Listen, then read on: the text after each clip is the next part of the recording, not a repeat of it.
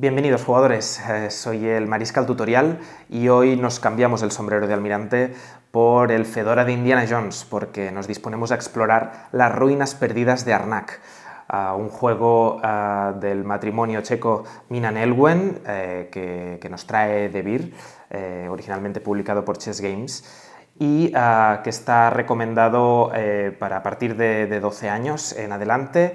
No obstante, si vuestro hijo o hija o primo es muy bueno jugando a la Isla Prohibida, yo creo que este título puede ser una buena puerta de entrada para Eurogames juegos un poquito más complejos. Este juego combina dos mecánicas, colocación de trabajadores con construcción de mazos, y os llevará unos 30 minutos por jugador, es decir, si sois dos será más o menos una hora, si sois cuatro pues serán un par de horas. El juego también incorpora un modo solitario para un jugador, es decir, si un fin de semana no tenéis rivales con los cuales batiros en duelo, podéis retaros a vosotros mismos en una experiencia de juego que ofrece distintos niveles de dificultad y que os aseguro que será un reto. Así pues, nos ponemos el fedora de Indiana Jones y nos disponemos a explorar una isla llena de bestias fantásticas, con un montón de retos por descubrir y un templo por explorar.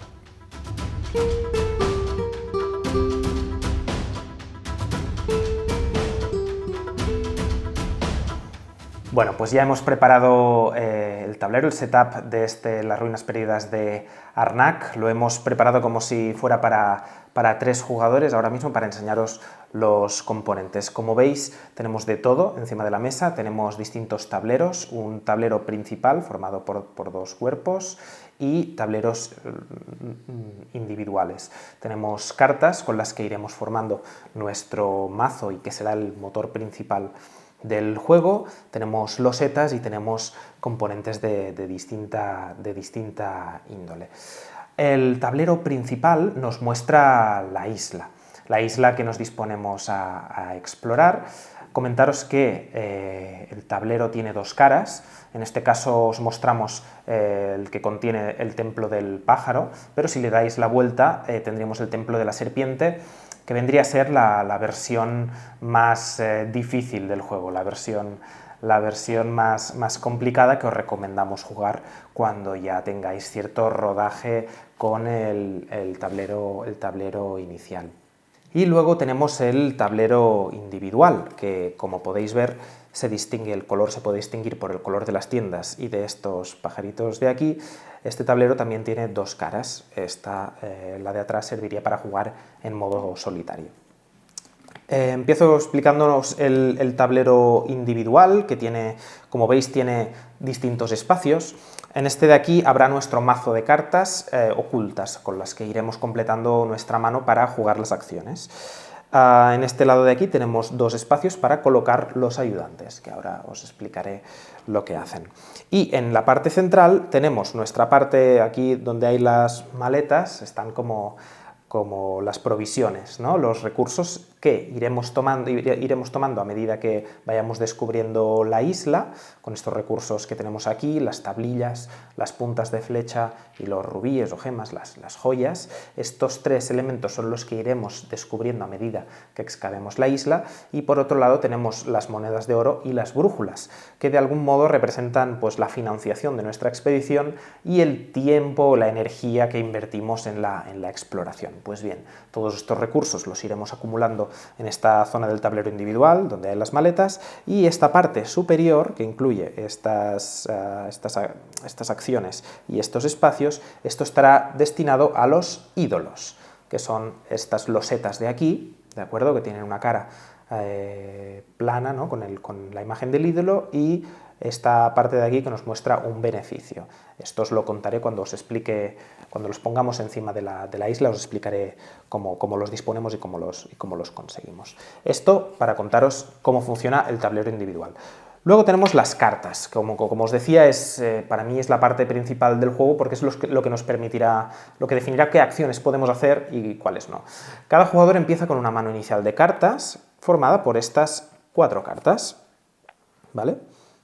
En este caso yo he tomado el amarillo, pues tengo, lo veis por aquí por el borde, tengo 2 cartas con la moneda y el rayo y 2 con la brújula y el rayo, pero en este caso el jugador azul también tiene las mismas cartas, ¿de acuerdo? Todos, y el verde lo mismo, y en este caso como jugamos 3, el rojo no está, pero si estuviera el rojo también tendría las mismas cartas. Para completar la mano inicial, además de estas 4 cartas, hay que tomar 2 cartas de miedo, que son estas de aquí, y se toman de esta reserva, de este lado del mapa, ¿de acuerdo? Con esto completaríamos nuestra mano inicial, la mezclaríamos, la dispondríamos en nuestro tablero y robaríamos hasta completar una mano de 5 cartas, ¿de acuerdo? Más componentes, además de las cartas de miedo, que son todas iguales, ¿vale? Que las disponemos en esta parte superior del tablero, tenemos los artefactos y tenemos los objetos. Vendrían a representar artefactos, los iremos descubriendo a medida que exploremos la isla, artefactos con efectos mágicos, y objetos que nos harán nuestra expedición, pues, lógicamente, más fácil, ¿vale? Estos mazos se mezclan, ¿de acuerdo? Y se disponen en este lado del tablero. Para empezar la partida, abriremos la tienda, entre comillas, ¿de acuerdo? Que la tenemos en la parte la parte siguiente donde tenemos las cartas. En este lado, además de disponer las cartas, iremos haciendo el seguimiento de los turnos con esta magnífica vara lunar, ¿de acuerdo? Empezamos, lógicamente, en el turno 1 y a medida que avancen las rondas, la vara irá avanzando y marcará el final de la partida, que, como ya habréis podido imaginar, consta de 5 rondas. Para la preparación de este primer turno, pues abriríamos un artefacto y 5 objetos normales. Por el dorso son los 2 mazos iguales, pero no os costará nada distinguir estos 2 tipos de cartas. Para empezar, por el color, el borde azul os marca que es un artefacto, también la jarra, y el borde marrón, bueno, más bien marrón, la cuerda y la paleta os indicarán que se trata de un objeto normal, ¿de acuerdo? A medida que vaya pasando la partida y vaya avanzando la vara, esto ya os lo explicaré cuando os detalle las acciones que se pueden hacer, se irán descubriendo más artefactos y cada vez habrá menos objetos disponibles. Esto tiene un cierto sentido porque cuando empezamos la expedición pues tenemos muchos objetos a nuestra disposición para explorar y para excavar la isla, cuerdas, escaleras, brújulas, picos, etc. Y a medida que vamos descubriendo la isla y la vamos explorando, encontramos artefactos, ¿de acuerdo? Os cuento más cosas sobre las cartas, porque es importante familiarizarse con ellas, porque, como os decía, las cartas es el principal motor a lo largo que usaréis a lo largo de la partida, ¿de acuerdo? Las cartas se pueden jugar de 2 formas, por el evento o por su valor de transporte, que es este círculo que encontraréis en la parte superior izquierda. Quedaos con eso, no os explico lo que hace, lo hago luego, pero quedaos con esto, ¿vale? El símbolo, el transporte, que básicamente serán botas, coches, barcos o aviones, y luego el efecto X que tenga la carta. Como veis, en la parte inferior hay un coste, marcado en monedas en el caso de los objetos, en brújulas en el caso de los artefactos. Esto de nuevo tiene un sentido, ¿no? Los objetos nos cuestan un dinero porque hay que financiarlos, hay que comprarlos en una tienda, como si dijéramos. En cambio, los artefactos no los compras. Para encontrar un artefacto inviertes tiempo, inviertes energía, que es lo que vienen a representar las brújulas, ¿de acuerdo? Y luego, como veis, hay un valor en puntos de victoria que, bueno, esto nos lo otorgará al final de la partida.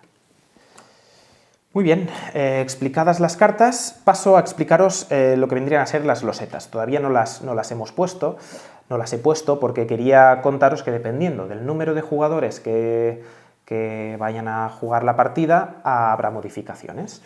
Y esto el tablero nos lo marca. Luego también en las instrucciones veréis que viene explicado. Pero en estos espacios cuadrados vamos a colocar losetas, también en estos espacios rectangulares, y en esta parte colocaremos los ídolos.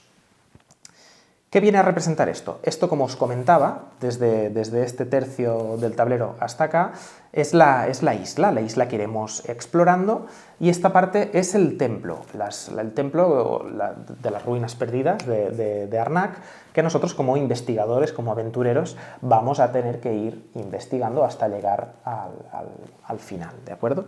Y las losetas vendrían a representar las investigaciones, los estudios, lo que obtenemos. Estas losetas cuadradas de aquí son las que iremos disponiendo a lo largo del templo.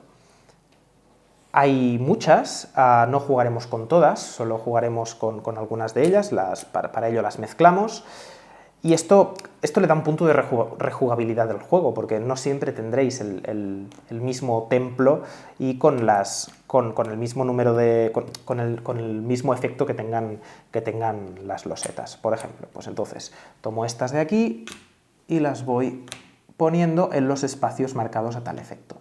Algunos de ellos, como es este, ¿veis? Hay un icono de persona y un 4. Esto quiere decir que solo se tapará este espacio si juegan 4 jugadores. En este caso, como estamos haciendo una partida con 3, ¿veis? Aquí no hay nada, por tanto, con 2, con 3 o con 4 se deben llenar estos espacios. Aquí, como tampoco hay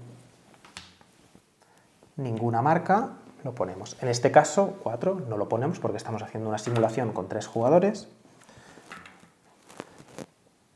En este caso, veis, hay un 3, como estamos jugando con 3 sí, pero en partidas de 2 jugadores no debería usarse, 3 o más, igual que aquí, pues así lo disponemos. Y en este caso, donde hay un 2, un 3 y un 4 separados por una barra, significa que, dependiendo del número de jugadores, deberá ponerse ese número de losetas. Como somos 3, pues tomamos 1, 2 y 3. Y solo queda visible la de arriba. El resto de losetas cuadradas las devolveríamos a la caja. En el caso de la cima, ¿no? o del interior del templo, que tenemos esta pirámide, pues lo mismo, tenemos losetas que solo tienen un efecto en puntos de victoria. Hay que poner tantas como el número de jugadores seamos. En este caso somos 3, pues vamos poniendo 3, 3, 3,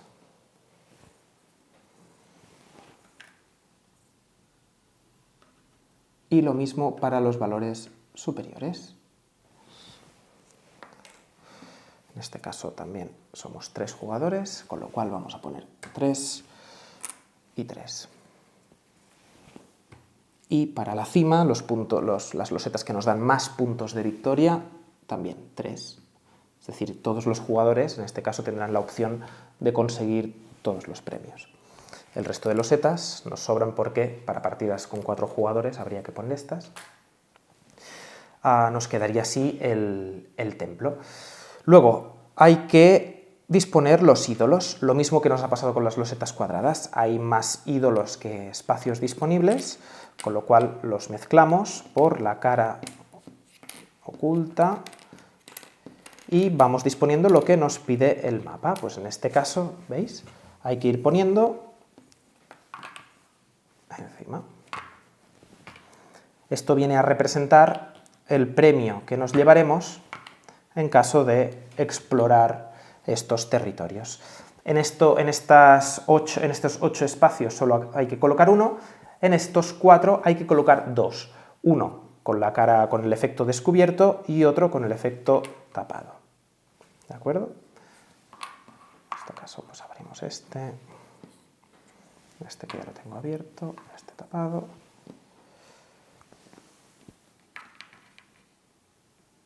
Perfecto. Antes os he dicho que había más de los que hemos dispuesto. Esto es por el hecho de que es muy difícil que en una partida todos los jugadores consigan explorar todos los territorios, con lo cual habrá ídolos que no se usarán, que no se descubrirán y por tanto os darán también, es un elemento de rejugabilidad para otras partidas.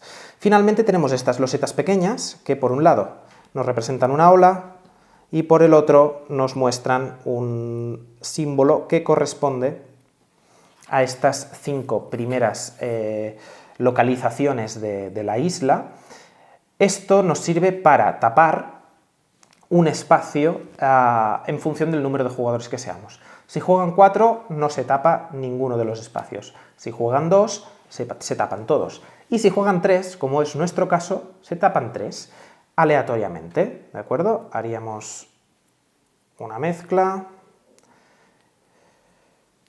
No valgo como trilero, ya lo veis. Y aleatoriamente cogeríamos 3. Pues 1, 2, 3. Estos se devolverían a la caja y entonces esto nos indica qué localizaciones debemos tapar la segunda opción. Pues en este caso taparíamos esta, flecha, flecha, tapamos esta, rubí, rubí, tapamos esta. Esto quiere decir que a lo largo de la partida los jugadores solo tendrán una opción de ir a estas localizaciones y manteniendo estas con la opción de ir 2 veces. Ya para acabar, nos queda comentaros qué son estos componentes de aquí. Como habéis visto, el mapa nos enseña 5 localizaciones iniciales, pero no sabemos qué nos depara la isla más allá de lo que vemos cuando llegamos con el barco. Estas cartas vendrían a representar las localizaciones que iremos descubriendo. Veis que tienen estos símbolos, ¿no? Esto vendría a ser un 1, esto vendría a ser un 2, nos marcan, pues en este espacio, estas 8 localizaciones responderían a estas cartas de aquí, estas 4 localizaciones responderían a este mazo de aquí. En estos casos hay más cartas que localizaciones. Esto de nuevo pues le da un punto de rejugabilidad porque al inicio de la partida habrá que mezclar estas localizaciones y disponerlas de forma oculta en el tablero. Como veis, la carta es muy similar a la que ya tenemos representada en el tablero. Y además de la ilustración, pues tenemos el beneficio asociado que obtendremos cuando visitemos, cuando descubramos o excavamos este lugar. De nuevo aquí el juego nos recuerda pues, a dónde deben ir estas cartas, ¿vale? En los asentamientos que vienen marcados con este punto. Y lo mismo, pero como podréis imaginar, ¿no? Cuanto más lejano, pues los efectos que tendrán estas losetas pues serán más beneficiosos para los jugadores. Luego tenemos a criaturas fantásticas que pueblan esta isla. No iba a ser todo tan fácil. Estas criaturas vienen a representar los peligros que nos encontraremos a la hora de descubrir nuevos yacimientos. Como veis, tienen una parte dentada. Esto es porque siempre que descubramos una nueva localización nos llevaremos el ídolo, pondremos la carta y cuando descubramos una carta le pondremos una bestia encima, ¿de acuerdo? ¿Qué efectos tienen estas losetas? Pues en caso de derrotarlas, de vencerlas en combate, no morirán, sino que bueno, os habréis ganado su respeto. Vendrán a vuestra zona de juego y, además de recompensaros con 5 puntos de victoria al final de la partida, os darán unos beneficios que podréis activar, ya sea un valor de transporte, luego os cuento de qué va esto, pero si recordáis, las cartas también disponían de este círculo, o bien un beneficio que podréis activar, en este caso un transporte distinto y una flecha. Finalmente, me quedaba por explicaros este lado del tablero, donde se muestran los ayudantes. En este lado de aquí tenemos 3 pilas formadas por 4 losetas cada una, también en este caso las hemos mezclado, las he dispuesto y siempre se muestra el primer ayudante de cada mazo. Esto viene a ser pues, ayudantes que podemos contratar en el momento en que empecemos a explorar el templo y, como veis, marcado por estos símbolos, cuando lleguemos con nuestra libreta a una de estas localizaciones o a una de estas, podremos tomar uno de estos ayudantes para colocarlos en este espacio de nuestra loseta individual, de nuestro tablero individual. Y los ayudantes también nos darán un beneficio, ¿de acuerdo? Los ayudantes tienen 2 caras, una plateada y una dorada. Sentido común, oro mejor que plata, el efecto dorado normalmente es mejor o más beneficioso dependiendo de la estrategia que queráis usar. ¿Cómo se consiguen los ayudantes? Pues lo que os decía, avanzando por esta parte del tablero, por el templo, que viene representado con estos, nuestro avance viene representado con estos tokens, ¿de acuerdo? Uno, como veis, 3 colores, amarillo, verde, azul, aquí los tenemos una lupa y tenemos una libreta, lo mismo en todos los casos. Primero siempre avanza la lupa, porque primero investigamos y luego escribimos, luego nuestra investigación la ponemos encima del papel. Para avanzar hay que pagar este coste, luego os lo detallo, y cuando avanzamos obtenemos el beneficio que se muestra en este lado, no los puntos de victoria. Esto se obtiene al final de la partida. Una vez hemos avanzado con nuestra lupa, pagando el coste correspondiente, como veis hay distintos caminos, podemos avanzar también con nuestro libro. Y es avanzando con el libro, con las notas, que podemos obtener estos beneficios y, como veis, nos da acceso a los ayudantes. Y hasta aquí los... no, me quedaba una cosa para contaros. El modo, si jugáis en solitario, tenéis estas tarjetas también que vendrían a representar el automa, o sea, la máquina, ¿no? Vuestro adversario. Vuestro adversario jugaría con estas losetas que vienen a representar sus acciones, ¿de acuerdo? Y también tenemos estas losetas que son marcadores porque en caso de que se acabasen los componentes, a mí no me ha pasado nunca, pero podría ser que os pasara. En caso de que se acaben los componentes, podéis utilizar este por 3 para marcar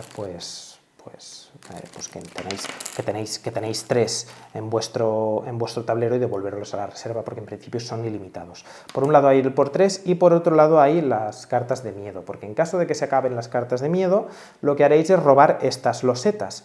Esto sí que tiene una significación, una importancia, porque hay un -2, es decir, es peor quedarse con una de estas losetas que con una de las cartas. Sin embargo, hay acciones que os permitirían descartaros de cartas. Una acción normal para descartarse de una carta serviría también para descartaros de esta loseta. Y el token de jugador inicial, ¿de acuerdo? Con esto hemos explicado los componentes. A continuación os contaremos qué acciones podéis llevar a cabo para jugar y para acabar alzándoos con la victoria.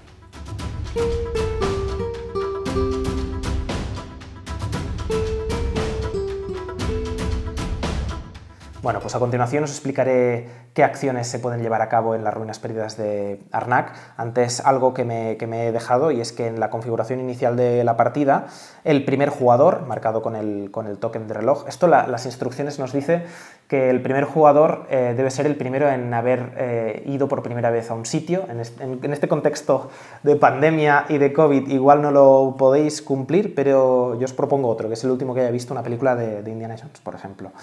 Toma el token de jugador inicial y toma 2 monedas de la reserva.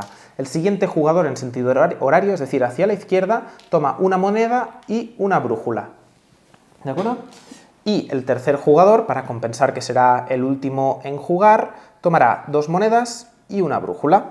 En caso de que hubiera un cuarto jugador, pues tomaría 2 monedas y 2 brújulas.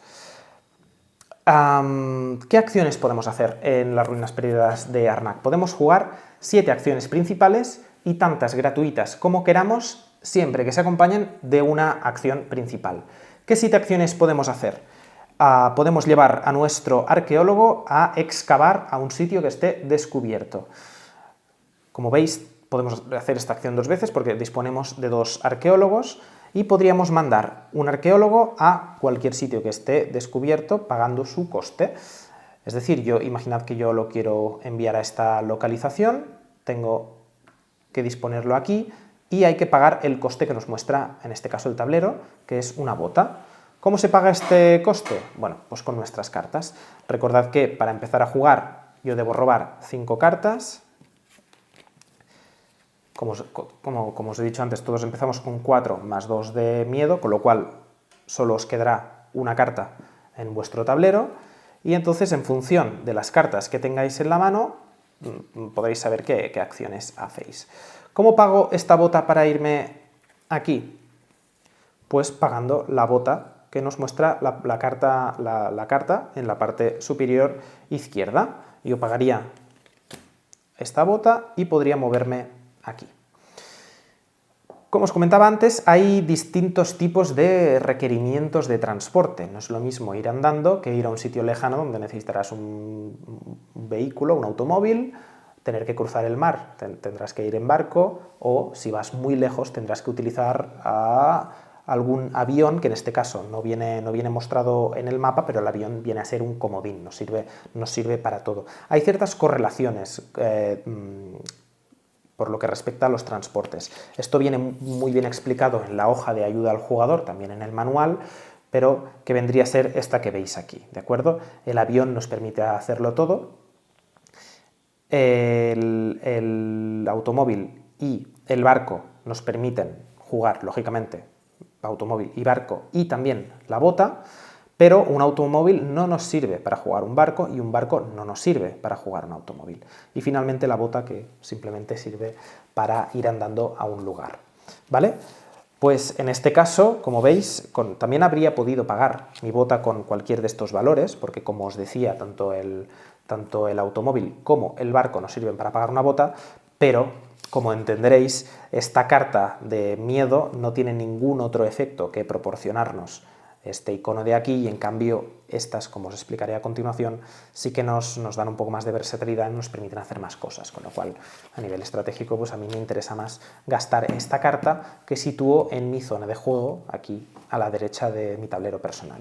Entonces, mi arqueólogo está excavando en esta localización, ha pagado su coste en botas y a poder recoger el premio o a su dedicado trabajo, que en este caso pues son 2 monedas que yo dispondría en mi zona de recursos. Esta contaría como acción principal, pero recordad que puedo hacer tantas acciones gratuitas como quiera. Las acciones gratuitas son las que vienen marcadas por el rayo. Siempre que haya un rayo, eso significará que es una acción gratuita. En este caso, pues como ya tengo 4 monedas, no me interesa tener más, voy a jugar un rayo brújula, ¿vale? Lo jugaría en mi zona de juego y en este caso, obvio, este valor de aquí lo juego por el evento. Y en este caso esto lo que me da es una brújula y obtendría una brújula. En este caso, al no tener, estamos empezando la partida, no tener más acciones gratuitas para jugar, pasaría el turno a mi izquierda en sentido horario, ¿de acuerdo? ¿Qué más acciones se pueden hacer a lo largo del turno? Os he dicho 7, os he explicado la primera. Mi arqueólogo también podría irse a una localización más allá de las que ya están descubiertas para investigar, para descubrir qué se cuece más allá de las fronteras conocidas, ¿de acuerdo? Podría ir a cualquier sitio pagando su coste, que en este caso, además del coste de transporte, como os explicaba antes, hay un coste en brújulas, porque figura que inviertes tiempo para descubrir un lugar.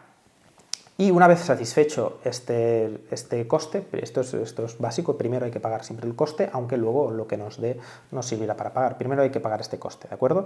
En este caso, pues bueno, pagaría mis 3 brújulas, pagaría mi coche, ¿vale? Con cartas de mi mano, y figura que descubriría este lugar. Me llevaría el ídolo que hubiese, podría jugarlo, podría obtener directamente el beneficio asociado. En este caso pues sería desterrar una carta. Imaginaos que tuviese la carta de miedo, que la tengo, no me interesa tenerla más, la devuelvo a la pila. No me interesa porque me da puntos negativos al final de la partida. Sin embargo, cuando empiezas te va bien por las botas, así que vosotros mismos. Me llevaría el ídolo y lo pondría entre mis reservas, ¿de acuerdo? Y en este caso mostraría una de estas tarjetas y el monstruo asociado, ¿de acuerdo? Al haber llegado aquí, me podría llevar el efecto, en este caso robar una carta y llevarme una punta de flecha, y se acabaría mi acción principal. ¿Qué pasa? Quedarse aquí tiene un riesgo. Hay una bestia, parece muy fuerte, merodeando por este lugar. Si yo acabase todo mi turno y mi arqueólogo siguiera en este punto, al final de todo recibiría una carta de miedo que incorporaría a mi mazo. Otra acción que se podría llevar a cabo, os he explicado 2, la tercera sería intentar derrotar a la bestia, ¿de acuerdo? En este caso habría que pagar el coste, en este caso pues habría que pagar 4 monedas, que las tengo, y en un turno siguiente yo pagaría estas monedas y me llevaría esta bestia a mi zona de juego, ¿de acuerdo? Pudiendo utilizar su efecto, veis que tiene un rayo, es una acción gratuita, la podría llevar a cabo automáticamente.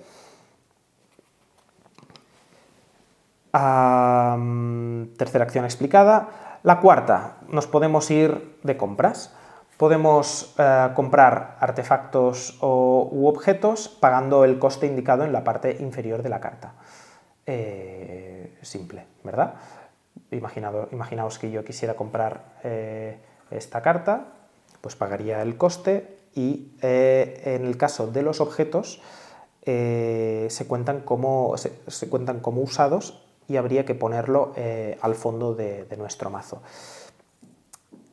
Esto es importante porque no podéis utilizar el objeto cuando lo compráis, lo utilizaréis en turnos posteriores, pero es importante que lo pongáis aquí porque al final del turno cogeréis todas vuestras cartas utilizadas, las mezclaréis y las pondréis abajo, ¿vale? Es decir, bueno, esto viene a decir que probablemente en vuestro siguiente turno utilizaréis el objeto que habéis comprado. Cuando se compra un objeto, las cartas pues se acercan al bastón y veréis que hay un espacio libre, en este caso pues reponemos con el mismo tipo de objeto. En el caso de los artefactos, funcionan similar pero tienen algunas particularidades. Si queremos comprar un artefacto, en este caso pagamos su coste en brújulas y podemos utilizar su efecto inmediatamente, ¿de acuerdo? En este caso, esto nos permitiría vencer a un guardián automáticamente, sin pagar el coste habitual, con lo cual hubiese sido interesante, ¿no?, que en vez de pagar las monedas para matar esta bestia, yo me hubiese comprado esta carta para vencerla. Para aplicar este efecto es importante que estemos en un lugar donde hay un guardián, no les podemos vencer a distancia, ¿de acuerdo? Una vez tomado el artefacto, ya os digo, lo podríamos utilizar al momento y se iría a la pila de cartas utilizadas. Si queremos utilizarlo en turnos posteriores, hay que pagar siempre un precio, que es una tablilla. Esto es común con todos los artefactos. Siempre hay que pagar una tablilla, excepto la primera vez que lo utilizas, cuando lo compras de la tienda. En este caso, pues volveríamos a reponer la tienda de artefactos. Esto por lo que respecta a comprar cartas. Luego también, pues eso, podríamos utilizar las cartas. Y otra acción que podemos llevar a cabo es investigar en el templo. Investigar en el templo al final es la manera que os reportará más puntos de victoria, pero es muy costoso avanzar por el templo. Como veis, aquí en la parte central hay unos costes que son los que hay que pagar para investigar y estudiar el templo. Si yo quisiera avanzar aquí, debería pagar este coste, una brújula y una punta de flecha. Pero también podría avanzar aquí, ¿vale? Todos los jugadores tienen la opción de avanzar a esta o a esta casilla. ¿Qué diferencia hay? Si avanzas a esta casilla, para avanzar solo puedes pasar por aquí. En cambio, si vienes aquí, como veis, esta loseta es común a estos dos lados. Esto al final hay que preverlo con tiempo, es decir, aunque tengas un rubí ahora, hay que prever que luego deberás tener una punta de flecha y una loseta y una tablilla. En este caso, pues el precio a pasar por aquí será el de la punta de flecha, el de la brújula y el del rubí.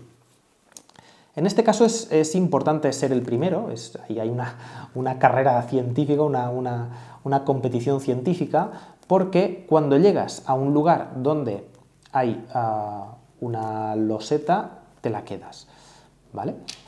Y igualmente hay unos beneficios que se muestran en el extremo derecho que se consiguen en el momento en el que llegas a la fila correspondiente. Como veis, la forma cambia, el beneficio de arriba corresponde a la brújula, llegar con la brújula, y el beneficio del libro, que normalmente es mejor, corresponde pues, en el momento en que llegamos con nuestro bloc de notas. Los puntos de victoria solo se contabilizan al final de la partida, no se van acumulando, es decir, no acumulo yo ahora 1, más 2, 3, más 4, 7. Esto sirve para marcar que si acaba la partida y mi lupa se encuentra aquí, yo sumaré 4 puntos de victoria, ¿de acuerdo? Es importante, la norma os la he contado antes, pero la vuelvo a recalcar porque a veces es muy fácil que pase por alto. Primero hay que avanzar la lupa, luego hay que avanzar el libro. El libro no puede estar nunca por encima de la lupa. Pueden estar los dos tokens en el mismo lugar, pero no se podría avanzar. Imaginaos que ya tenemos nuestro primer ayudante, queremos otro, porque la verdad van bien. No podemos avanzar. Primero hay que avanzar la lupa, luego hay que avanzar el libro. Pensad que esto comporta un coste, ¿vale? Esto habrá que pagarlo. Se va avanzando por el marcador, como veis cada vez cuesta más avanzar. Recordad, si yo estoy aquí, debo elegir si vengo aquí o aquí, y luego desde aquí solo puedo ir aquí, no puedo ir aquí. Esto tenedlo en cuenta en función de las losetas que haya y vuestros intereses, ¿de acuerdo? Una vez llegados a la parte superior, solo con la lupa, aquí no puede llegar el libro, pagando este coste, nos situamos en la parte superior, figura que hemos llegado al templo de Arnak. Solo se puede entrar con la brújula y, como veis, el primer jugador que llega, más puntos se lleva. Si yo fuera el primero me llevaría 23, si el jugador azul llegase, pues se situaría segundo, tercero, etcétera, para jugar con más jugadores. Una vez desde aquí, pagando el coste indicado arriba, nos podemos hacer con losetas que nos dan puntos de victoria. Si queremos una loseta de 2 puntos, podemos elegir. Si pagamos este coste, imaginad que tenemos muchas tablillas y mucho dinero, pues nos llevaremos esta loseta de aquí. Pagando un rubí, nos llevaríamos este. Pagando una brújula y una flecha, nos llevaríamos este. ¿Queremos los que tienen más puntuación? Hay que pagar más. Si queréis a la loseta de 6 puntos, hay que pagar este coste, rubí, 2 tablillas y moneda, porque hacen referencia a este lado de la pirámide. Si, en cambio, no tenemos tablillas, pero tenemos brújulas y puntas de flecha, podemos optar a este, pero el rubí habrá que pagarlo siempre. En caso de que querer el de 11 puntos, hay que pagar todo este coste. Y eso es todo lo que podemos hacer. La última acción a hacer es pasar.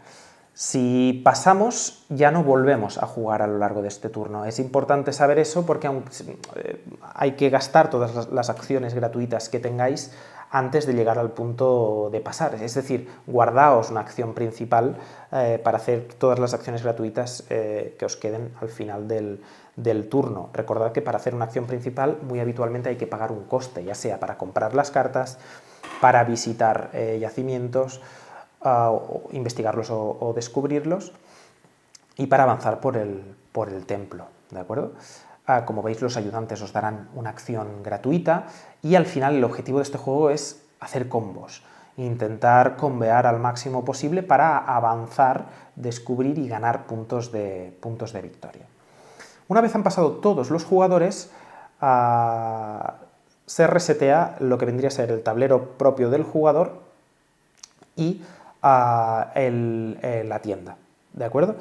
Hay algo que no sé si os he comentado y es a la hora de usar los ídolos, ¿de acuerdo? Como veis, los ídolos os dan 3 puntos de victoria al final de la partida, pero también tenéis la opción de utilizarlos en la parte superior de vuestro tablero de jugador, ¿de acuerdo? Para hacer una acción gratuita. Situándolos siempre desde la izquierda hacia la derecha, podéis situar un ídolo en este punto de vuestro tablero y ejecutar cualquiera de las 5 acciones que hay, es decir, pagar una moneda para conseguir un rubí, robar una flecha, robar 2 tablillas, robar una moneda de oro y una brújula o robar una carta de vuestro propio mazo. ¿Qué penalización o qué pega tiene esto? Que vais tapando espacios que al final de la partida, si no habéis tapado, os reportarán puntos de victoria. Como os comentaba, la tienda. Cuando pasan los turnos, la vara lunar se mueve.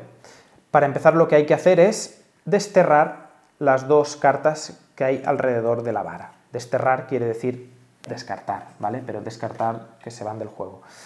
La vara lunar se mueve y hay que rellenar los espacios que nos han quedado libres. Como os comentaba antes, cada turno que pasa, más artefactos hay disponibles.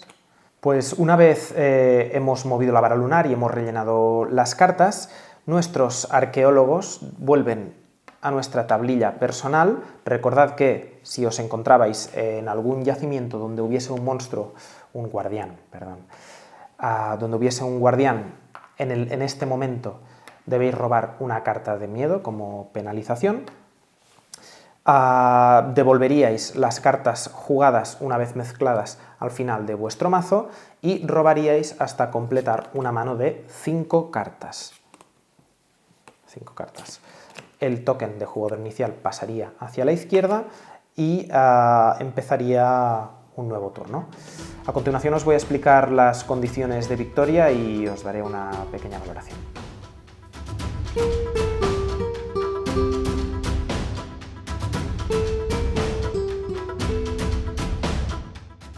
Bueno, pues ¿cómo se gana en estas ruinas perdidas de Arnak? Pues básicamente sumando puntos. Al ser 1 euro de colocación de trabajadores y de construcción de mazos, al final lo que hacemos es transformar un montón de material en puntos de victoria. El jugador que tenga más, gana.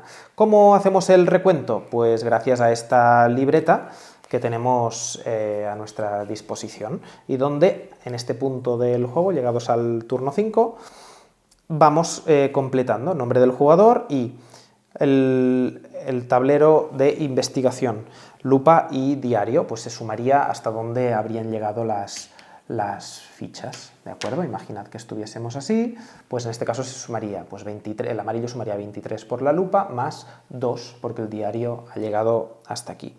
En el caso de las losetas, pues tantas como tuviésemos se sumarían aquí. Los ídolos que tengamos, que es, recordad, siempre nos dan 3 puntos de victoria, más los espacios disponibles en nuestro tablero de jugador. Si no los hemos usado, pues sumaremos un montón de puntos. En este caso, los guardianes derrotados.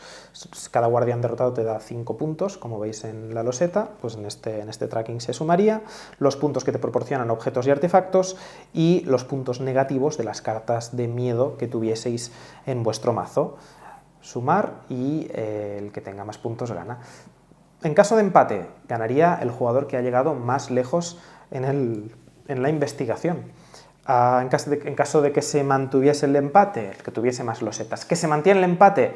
Oye, abrazaos, id a comprar un boleto de lotería porque la probabilidad de que pase eso es muy baja. Como veis, este juego tiene muchos elementos, tiene muchos componentes, pero tiene la ventaja de que no es complejo. Cuando llevéis unas cuantas partidas le podéis dar la vuelta al tablero y jugar con el templo de la serpiente, que incorpora algunas modificaciones aquí, porque figura que era un sitio mucho más inhóspito, algunos ayudantes quedaron heridos y por eso hay que rescatarlos en medio de este tablero, pero las mecánicas vienen a ser las mismas. Se mantiene una tensión constante porque puedes hacer muchas cosas. Puedes investigar el templo o puedes investigar la isla, puedes ir a por los objetos si crees que en tu estrategia te encaja. Puedes tomar muchas decisiones y eso yo como jugador lo valoro mucho. Este juego, de hecho, el año pasado, en 2020, creó mucho hype, las comunidades de crítica de juego lo estaban esperando con ganas y yo creo que el resultado al final es un juego atractivo, es un juego bonito que te permite tomar muchas decisiones. Es un juego que, no sé, yo lo he sacado mucho a la mesa y creo que si disfrutáis con estos juegos de exploración, con los Eurogames, y al final es un juego que tampoco es que puedas molestar mucho a tus rivales, tú tienes tu propia estrategia, sí que es cierto que te puedes comprar objetos que puedan beneficiar a otro jugador y otro jugador te los puede quitar a ti, o puedes ir a sitios y entonces bloqueas, haces que tus oponentes no pueden ir ahí, pero hasta ahí, es decir, al final el oponente de este juego eres tú mismo, en realidad.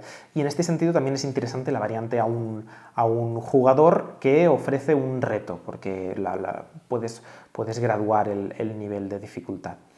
Así pues, nada, espero que lo hayáis disfrutado, que os sea útil sobre todo, y nos vemos en el próximo tutorial.